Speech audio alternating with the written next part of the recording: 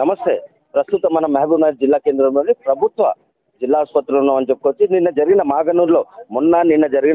మాగనూరులో ఏదైతే విద్యార్థులు ఉన్నారో ఆ విద్యార్థులకు పురుగులు రావడంతో ఆ విద్యార్థులంతా సుమారు 50 మంది వరకు విద్యార్థులు అస్వస్థతకు గురైతే 16 మందిని జిల్లా కేంద్రానికి తీసుకురావడం జరిగింది.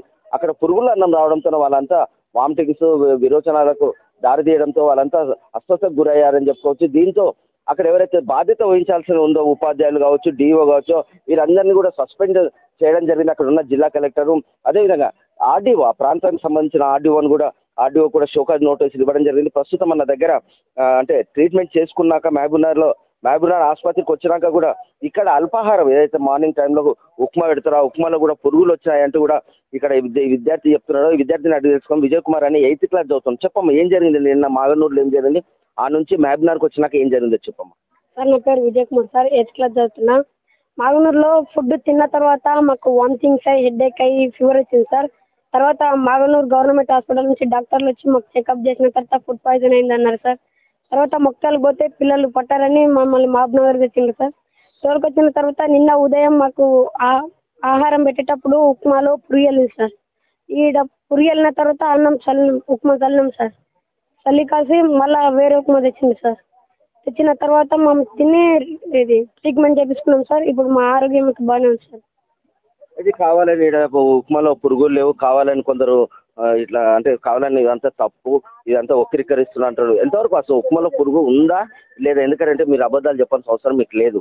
ఎంతవరకు వాస్తవం? ఉంది సార్, వాస్తవమే సార్. పురుగు వెళ్ళింది సార్, ఉప్మాలో వెళ్ళింది సార్ నిన్న ఉదయం.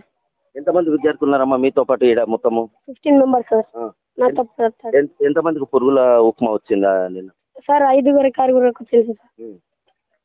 5 వచ్చింది సార్ ఉప్మాల పురుగు వచ్చింది సార్. ఇంకా తినలేపక పడేసింది సార్ అందరు. దాని తర్వాత ఫుడ్ మళ్ళా మంచిగా ఇచ్చిండ్రా వీళ్ళంతా? ఇచ్చిండ్రు సార్, ఇచ్చిండ్రు.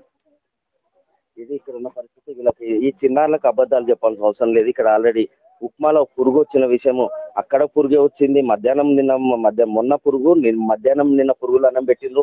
మళ్ళీ నిన్న మార్నింగ్ 8కి వస్తే ఇక్కడ అల్పాహారంలో కూడా పురుగులు వచ్చినాయి. వీళ్ళకి అబద్ధాలు చెప్పాల్సిన అవసరం. చదువుకున్న 8వ తరగతి విద్యార్థి విజయ్ కుమార్ అయితే ఇది మన అధికారుల నిర్లక్ష్యం ఎంత ఉంది అనేది కూడా అర్థమవుతుంది. ఎందుకంటే ఇక్కడ మహబూబ్నగర్ జిల్లా ఆసుపత్రిలో కూడా నిర్లక్ష్యం ఎంత ఉంది అనేది కూడా ఈ విజయ్ కుమార్ చెప్పిన మాటల్లో మనకు అర్థమవుతుంది. ఎందుకంటే నిన్న ఎవరైతే అడిషనల్ కలెక్టర్, దీనికి సంబంధించిన ఎవరైతే అధికారి నిన్న ఏదైతే ఇక్కడ ఏం లేదో అంత ఒట్టి పుకార్లే, సోషల్ మీడియాలో పుకార్లన్న మాట ఈ బాబు చెప్పిన మాటల్లోనే అంటే అర్థమవుతుంది. ఇక్కడ ఉన్న అల్పాహారంలో కూడా పురుగులు వచ్చాయని కూడా చెప్పడం జరిగింది. ఈ విద్యార్థికి ఏదైతే విజయ్ కుమార్ అనే 8వ తరగతి ఆ విద్యార్థికి అబద్ధం చెప్పాల్సిన అవసరం లేదు. వాస్తవానికి ఇక్కడ ఉదయం నిన్న అల్పాహారంలో పురుగు వచ్చింది అనేది కూడా ఎంత వాస్తవం. దీనిపైన అది ఏదైతే అభివృద్ధి కమిటీ అనేది ఉందో ఆ అభివృద్ధి కమిటీ ఏం చేస్తుంది, ఇక్కడ ఏదైతే ఇన్స్పెక్షన్ చేయాల్సిన కమిటీ ఏదైతే ఉందో వాళ్ళంతా ఏం చేస్తున్నారు, ఇక్కడ ఉన్న సూపరింటెండెంట్ ఏం చేస్తున్నాడు, స్థానిక అధికారులు ఏం చేస్తున్నారు, వీళ్ళంతా అంటే అధికారులు ఏదైతే ఇక్కడ ఏం లేదు, పురుగుల అన్నం లేదు, పురుగుల అల్పాహారం లేదని